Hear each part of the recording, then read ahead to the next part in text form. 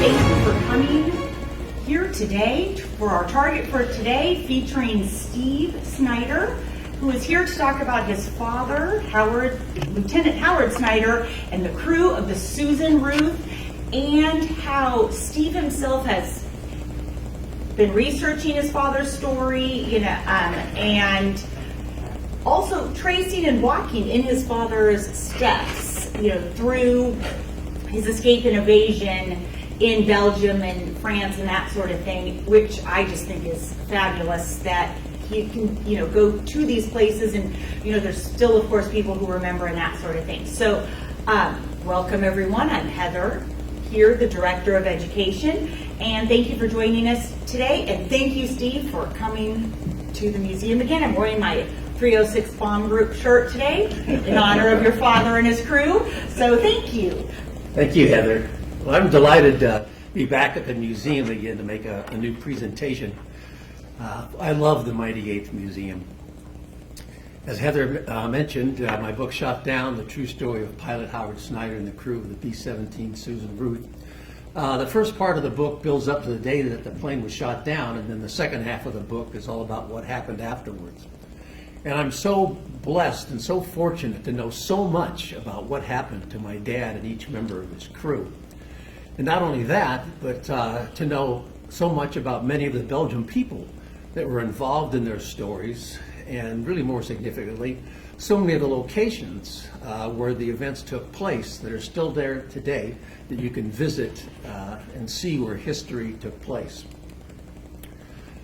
This is my dad's crew. My dad is in the lower left. He was the first pilot, Howard Snyder, and then going across you have the co-pilot George Ike, the navigator Robert Benninger, the bombardier Richard Daniels, and then the six enlisted men above, which is Kyle Holbert, the flight engineer, Louis Colwert, the ball turret gunner, Ross Kaler, radio operator, John Pindrock, the right waist gunner, Joe Musial, the left waist gunner, and then Bill Schlenker, who was the tail gunner.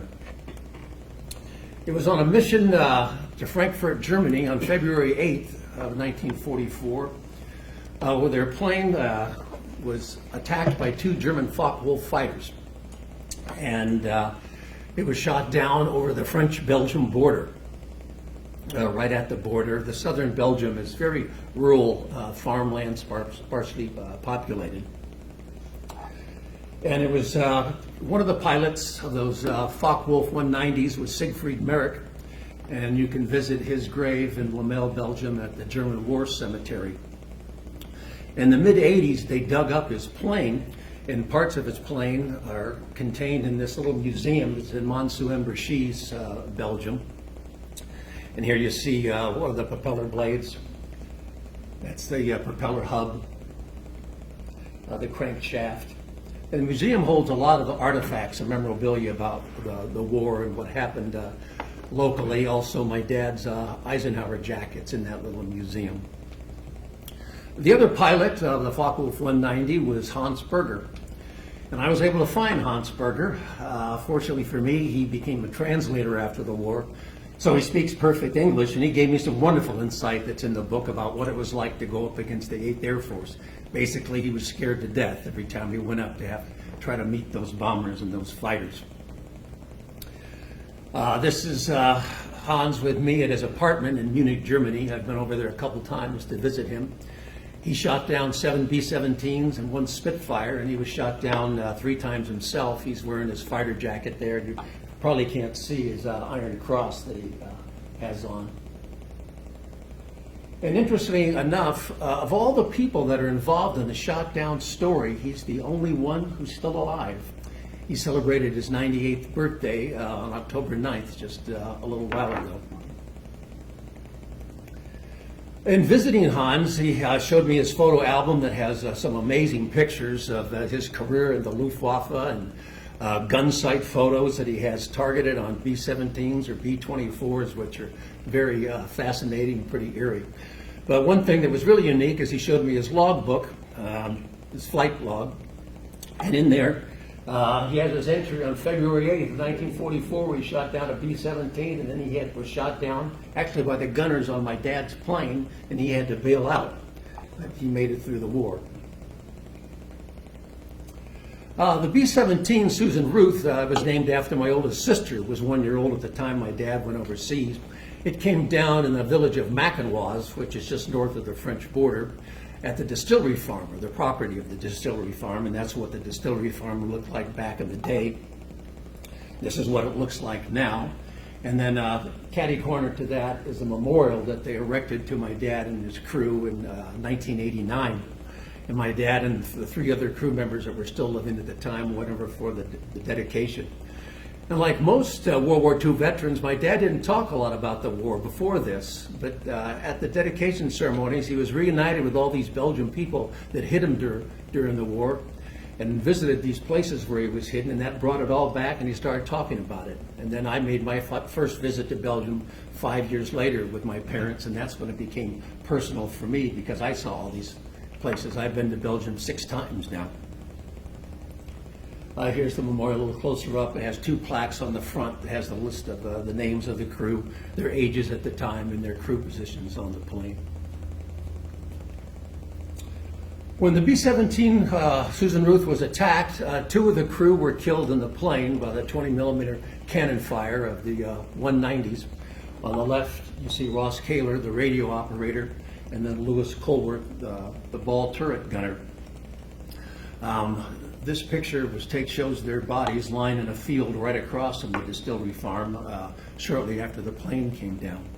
Lewis Colworth is buried in the Ardennes American Cemetery, as are some other men involved in the shot down story. 3 other crew members, they became prisoners of war. On the left, you see the bombardier Richard Daniels. In the middle, the flight engineer Kyle Roy Holbert, and then the left waist gunner Joe Musial.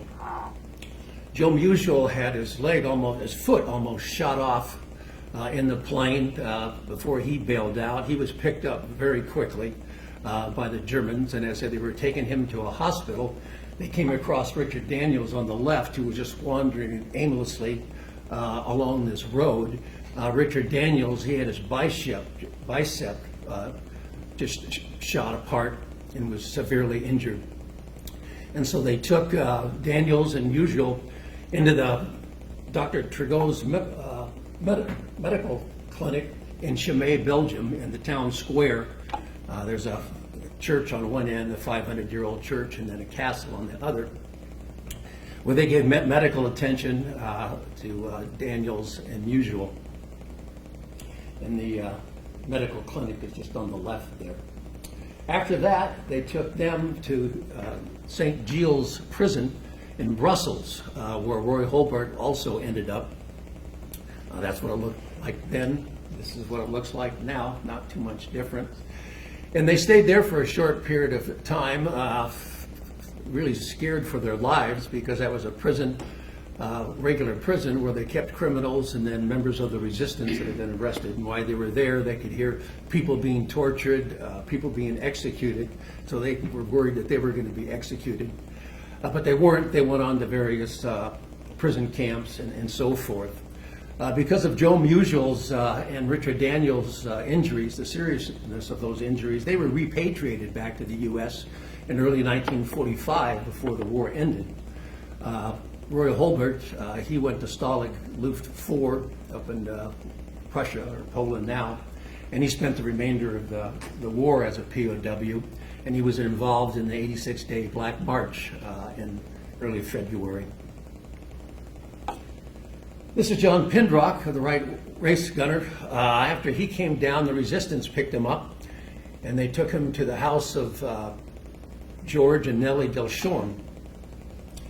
This is George, and this is what their farm looked like. It's kind of been built up around there now, but that was the farmhouse that he stayed in that you can visit.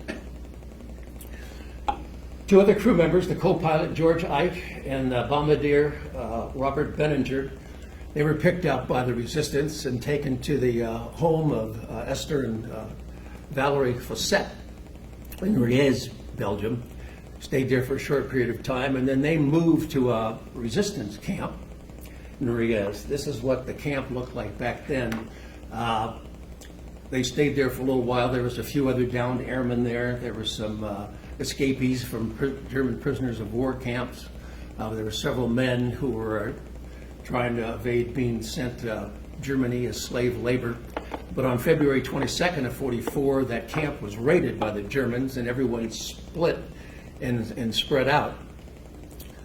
And then George and Robert, along with some other airmen, they went to this cabin in the Plumont Woods, which is right outside Chimay, Belgium. That's the largest town in the area. That's what it looked like then. This is what it looks like now.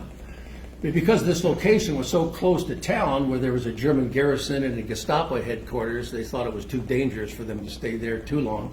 So they moved them to a cow shed for a little bit. And then they built a hut further out of the woods to hide. And this is what the hut looked like at the time. It was kind of subterranean. It was built into the ground, and the roof touched the ground on either side. And then it was 30 feet long, 10 feet wide. It had a bed here, and then a little table here, and then there's about 150 feet away, they built a latrine. Some local members of the resistance helped them build that. And we know all the specifications of this because one of the men that was there, my name's slipping, a tail gunner on the Ration Passion 306 Ration, Warren, excuse me, I'm forgetting his name. Anyway, he described what that hut looked like. This is a path that leads to the hut. The forest rangers kind of built a little road that leads out to it now, but it says you can see deep into the woods. And this is the location of where that hut was. It's marked by those 4 stones that you can go visit it where it was. You can see the raised area there. These 3 men here work for the forest department. Pierre, Philippe. This is Jacques Lalot. And if it probably wasn't for Jacques or another gentleman named Paul Delahaye, I probably wouldn't have written the book. Jacques and Paul were young men during the war, or young boys, I should say, and they were greatly affected by it. They saw firsthand atrocities committed by their families and friends. Jacques saw his mother beaten right in front of him by the Nazis. And they became local historians later in life, and they interviewed all these Belgian people and members of the Belgian underground about events that took place, and they documented their testimony, and they gave me unbelievably detailed information about events that took place that have been lost forever without their dedicated research. So I owe them a great debt. And then this is Olivier Perisseau. He built a 5-foot model of my dad's plane that's in that little museum that I showed you earlier. They were aided by many Belgian people. This is a Simone family. This is Florence Simone. He helped them build that hut. This is his wife, Jean, their daughter, Fernande, their son, Joseph, and then this is Jules Boulet, who was the fiancé of Fernande. And this is their farmhouse that they lived in, not too far from the hut. And Florent, they would bring them food. Jean would wash their clothes, and supply provisions.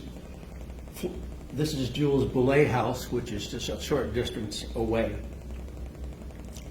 And then this is a Hill of Cows Road, it's called, that leads up from the farmhouse into the woods where the hut was. And Florent would get on his bicycle with milk pails on either side to take food up or clean clothes, because there's collaborators all over the place, and he had to make sure that no one could see what he was actually doing. And that leads to the hut. Another person that helped them was Albert Manet. He lived along the Hill of Cows Road, and that was his farmhouse. And at the peak, there were 10 airmen that was living in that hut. Warren Cole was that man's name. I slipped my mind for a minute. There were 3 from my dad's crew, both George Ike and Robert Benninger, and then John Pindrock, that had been staying with the Shorms, He was a young guy, only 19 years old, and he just got too nervous and too scared to stay by himself. So he joined up with them, and he was in the hut. So in the hut, there were 3 members of my dad's crew. There were 5 members of the 306 Ration Passion crew. There was Vincent Reese from the 303rd Women's Home Companion, B-17. And then another crewman from the 91st Bomb Group. And the name of that plane was the Skunk Face. On April 22nd of 1944, the hut was raided. A Belgian collaborator told the Gestapo that these airmen were hiding out in the woods. And 1,500 men, they were units of the Gestapo, other SS police units, military police, German soldiers, came and they attacked the area. They went to various homes of people that they thought were resistance helpers, and then surrounded the hut and captured all 8 men. 2 of the men, Warren Cole and a buddy of his, Ivan Glaze, crew member, they decided to leave the hut. They were sitting and waiting in the hut because they were waiting to get out through escape routes down through France, over the Pyrenees, into Spain, and then out through British-controlled Gibraltar. But they kept having delays and delays and delays. So Cole and Glaze decided to go out and went off by themselves, and they actually made it back to England. But the 8 men that were there were captured by the Germans, taken to this schoolhouse in Chimay. That's what it looked like back then. This is what it looks like today. And on one of my visits to Chimay, we were going to the schoolhouse, and I decided just to walk in. And the Belgian people that were with me, they were kind of going, "You just can't walk into the schoolhouse," you know. But we did, and then my friend told one of the school teachers why we were there, and she took us up to a classroom, and there's still German writing in this classroom that says, "Today the German soldier and his active participation will determine the fate of Europe." I get chills just looking at that. But during the war, this was the Germans took over the schoolhouse. It was a garrison for German soldiers. And they interrogated the soldiers. They also interrogated some of the helpers. And then they took all 8 men back out in the woods and they shot them, murdered all 8 of them. There's a memorial there to the 8 members of the 8 U.S. airmen that were murdered.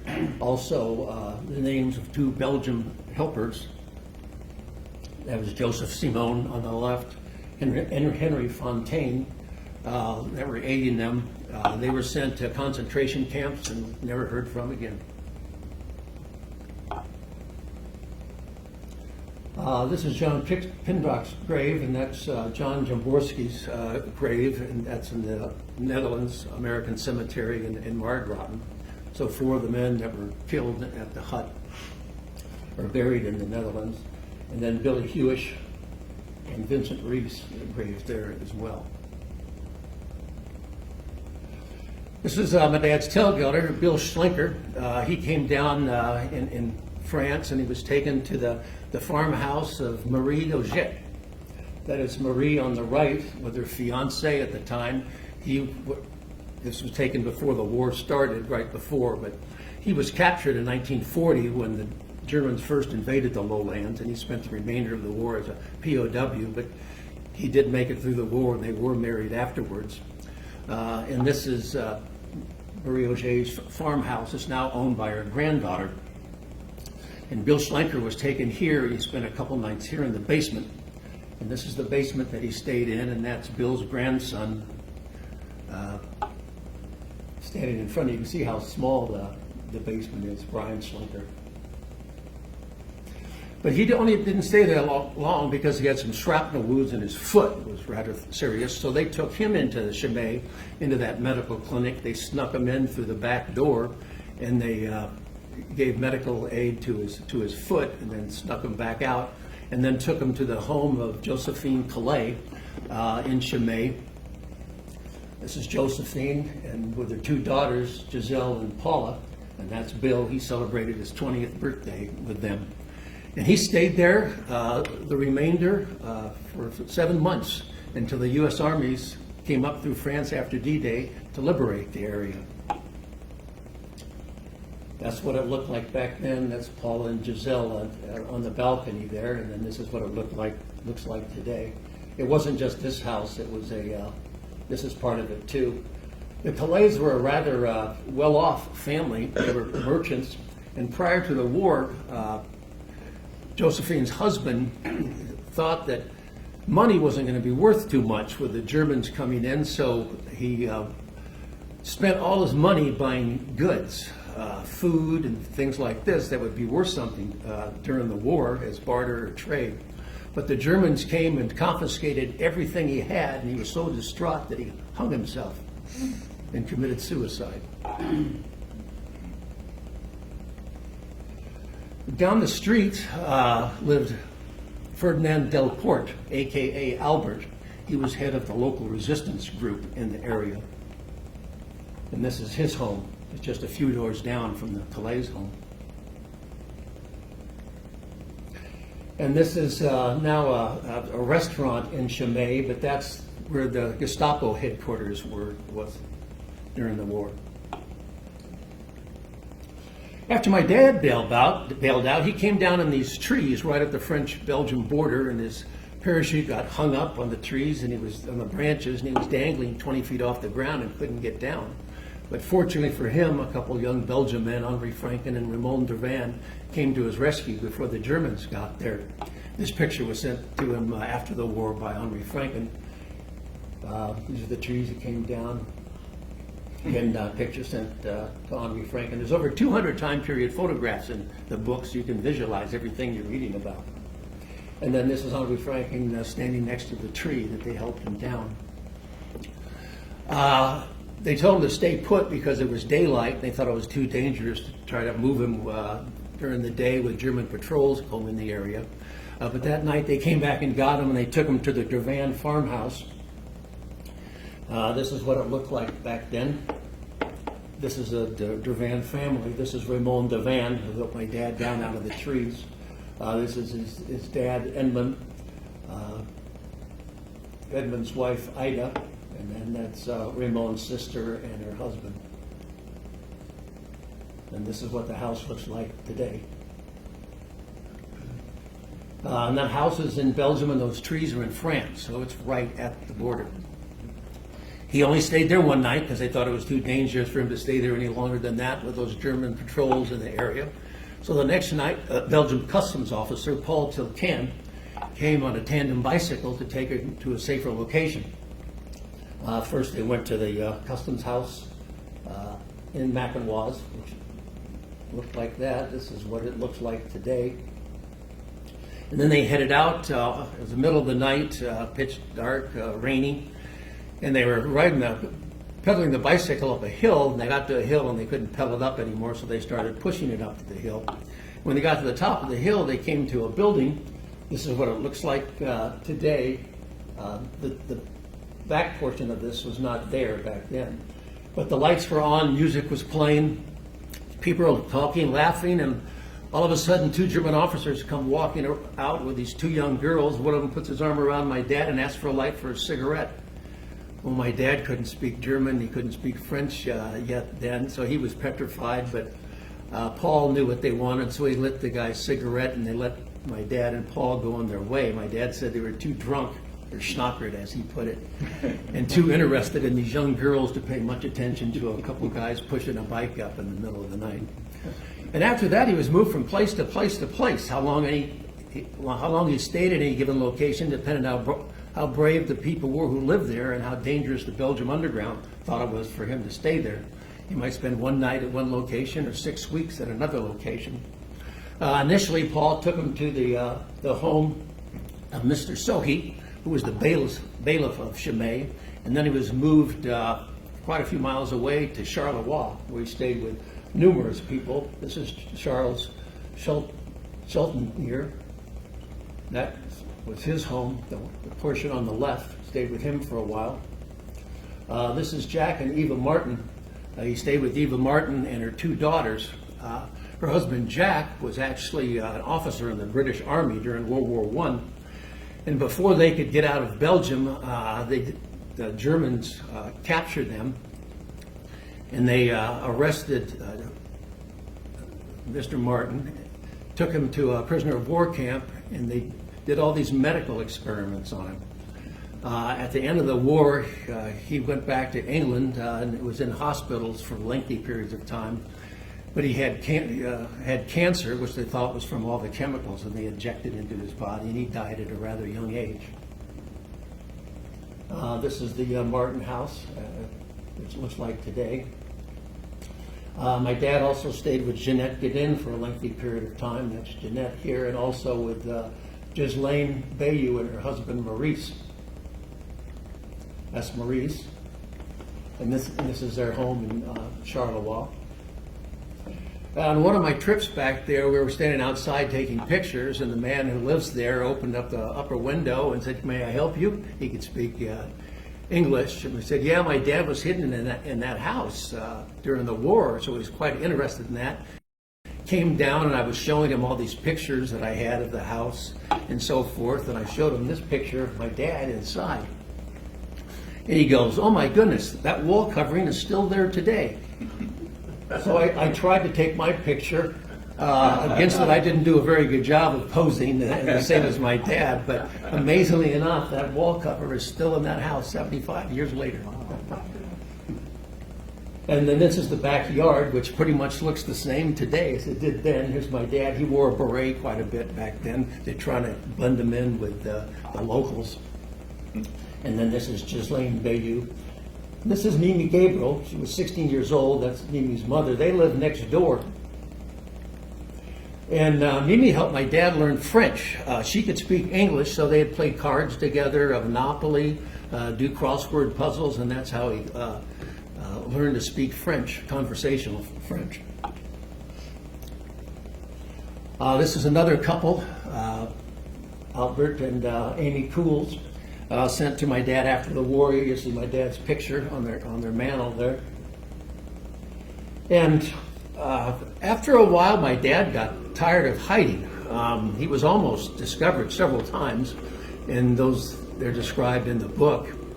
Word came that the Allies had landed at Normandy on June 6th, D-Day, and he decided to get back in the fight. Unlike most airmen, my dad was in the infantry in the Army for a year before he went into the Air Force, so he knew how to fight on the ground. So he decided to join the French resistance.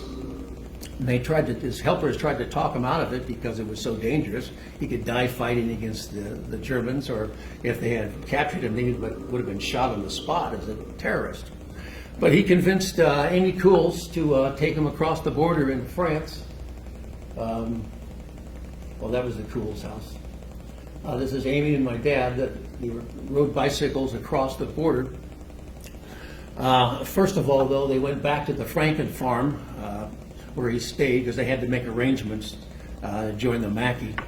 That was the name for the French resistance. Because it's probably pretty surprising to them that some U.S. airmen would want to join the resistance that was made up of some Frenchmen, some from Belgium, and some Algerians.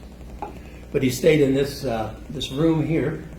That's Henri Franken's mother and his younger brother. This is what it looks like today. And on one occasion, I went into the house, and this is the room that my dad stayed in. Just to show you how small it is, I could reach out and touch both walls. So we joined up with the French resistance, and this is the farmhouse they stayed in Wallers, France. This picture was taken in 1994 when I went over to Belgium for the first time with my dad. That's my dad there, and he stayed in this tower, and these two rooms are, the two little windows are. And that's the back of the farmhouse. This is a grain loft up here, and on one occasion I went up there, and you have to crawl through all this animal feed here, and then go up a ladder, and then up to the little room, and then there's this little tiny crawl space that you can come into the room.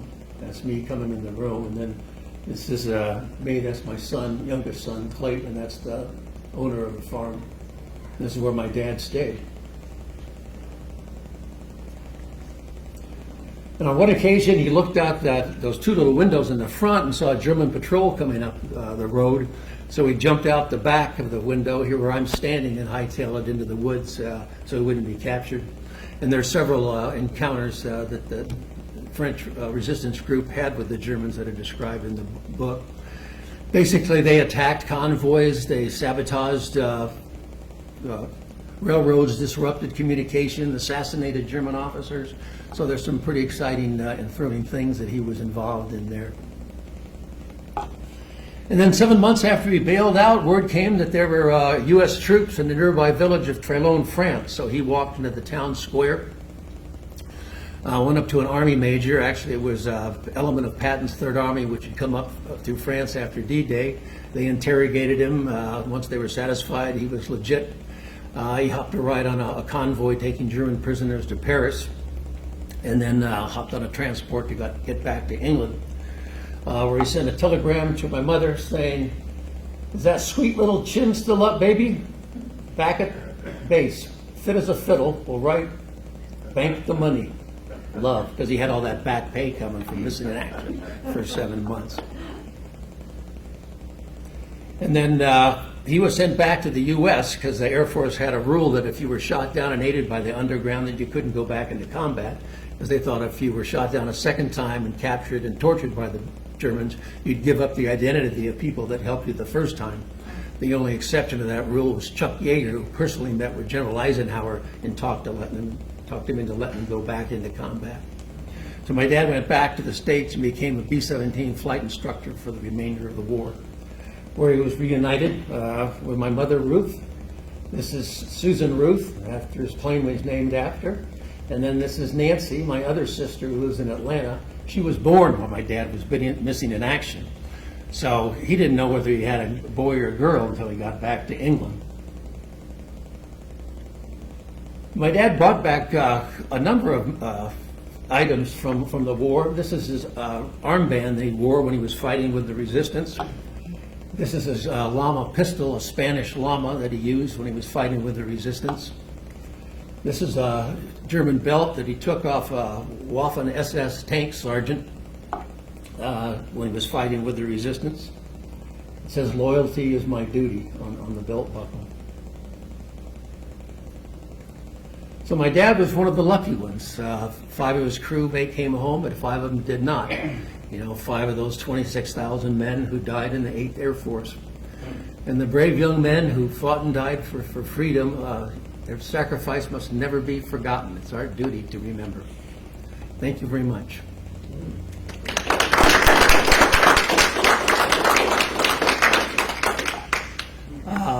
If anybody has any questions, I'd be glad to answer them. If anyone wants to buy a book, it's in the gift store downstairs. So, while he was missing, what did your mum had a telegram that he was missing in action? Was that what happened? Yeah, they were shot down on February 8th. On February 23rd, she received a telegram from the War Department saying that my dad and his crew were missing in action. Obviously, that was very tough on her with a 1-year-old baby girl and then an infant. Well, actually, Nancy hadn't been born yet. She was born in April, a couple months later. And another thing that's really nice about the book, there's excerpts from lots of letters that the crew members wrote. My dad was really candid in what he wrote.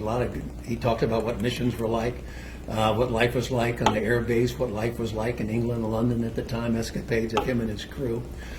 But the most moving letters, I think, are the ones that the loved ones wrote to each other, mothers, wives, sweethearts, after the plane was shot down and missing in action. Like writing letters trying to support one another and strengthen one another in the hope and prayer that their loved one would come back home. You mentioned a couple of folks that were repatriated due to bad medical conditions. Did that happen very much? I hadn't heard of that before. Yeah, I don't know. I haven't researched how much it was done, But the Switzerland acted as the protecting power and the intermediary between the Allies and the Axis powers. And so the Swiss Red Cross arranged for this exchange of prisoners, which was they took aboard a ship, the Gripsholm, it was called, both Richard Daniels and Joe Musial, in early February of 45 out of Marseille, to come back to the U.S. And I think I forgot to mention that when Joe Musial was taken to that medical clinic, his foot was just dangling for some tendons, so they amputated his foot. And then when he got back to the States, he went into a hospital in New Jersey where they amputated some more of his foot to clean it. And he met a nurse there and married her, and then moved to Miami and became a police officer. But Richard Daniels, with his bicep being shot out, he lost the use of that arm for the remainder of his life. And he had, talking with his family, he had serious problems with PSD. Roy Holbert, who spent the war as a POW, he had a thick head of black hair, and he came home. It was snow white after his experience of being in that prison. Now, your father started out as an infantryman. Had he had any experience flying, or just he decided it would be better to be in the Air Corps than the infantry? No, he didn't have any flying experience at all. As a result of the first peacetime draft in history, implemented by President Roosevelt in September of 40, he went into the Army in April of 1941. He was stationed at Fort Lewis, Washington. But then he got married and had a baby on the way, and he didn't think he could support him very well on a private's pay in the Army. So he decided to join the Air Force, where he could make more money, especially if he could make it through pilot training and become an officer. So in June of 42, he went through pre-flight training in Santa Ana, California, and went through the various pilot training stages. And then he became a pilot in Douglas, Arizona in April of 43, and then went through transitional training to learn how to fly a 4-engine B-17 at Pyote, Texas. Went to operational crew training in Dalhart, Texas, where the various members of the crew came together. And then when they were deemed ready, they were assigned overseas to the European Theater of Operations, and they reported to the 306 Bomb Group on October 21st of 43. So they were a replacement crew after the second Schweinfurt raid on October 14th, when they lost so many planes on Black Thursday.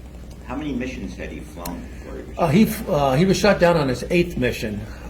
Some of the officers had more missions. My dad was the center on the basketball team, even though he was at 6'3", he played center back then. But he tore the ligaments in his ankle in one of the games, and he couldn't fly for 2 months.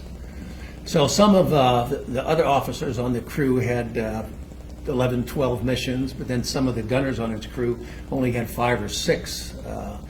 John Pendrock, he suffered serious frostbite injuries on one mission, and he was in the hospital for 2.5 months. And then the ball turret gunner, Lewis Colbert, who was killed, he was injured on another mission, and he spent some time in the hospital. My dad and his crew only flew 2 missions together as a full 10-man crew. The last one and the one before it. It's interesting, on the night before the fatal mission on February 8th, my dad and other officers of the crew, they went to the Falcon, which is still there today, and that's where I met Tim Moore. They put one on. My dad said that they had these horrible hangovers, but when they got up in the air, air above 10,000 feet and went on that pure oxygen, it sobered them right up. But the Falcon is still there today, so my wife and I went over there to have lunch, and Tim and his wife was sitting next to us, and we got to talking, and then found out, we loved the 8th Air Force and the Air War over Europe, and he builds all these bomb sites, and I wrote a book, and so it's nice to get reunited with Tim. What base in Texas did he become an instructor after he was repatriated? Actually, he was an instructor at Sebring, Florida, and Lockburn, Ohio. and actually had to crash land a bomber in a B-17 in the snow at Lockburn. I think maybe my dad didn't fly any after the war, and that might have been one of the reasons. He was shot down once and had to crash land a plane. He goes, "That's enough. I've had enough of the air." But he also had that family, to get back to, being married and have 2 little girls. So he wanted to get on with his life.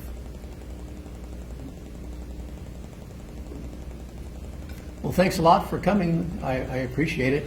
Praise the Lord. Thank you.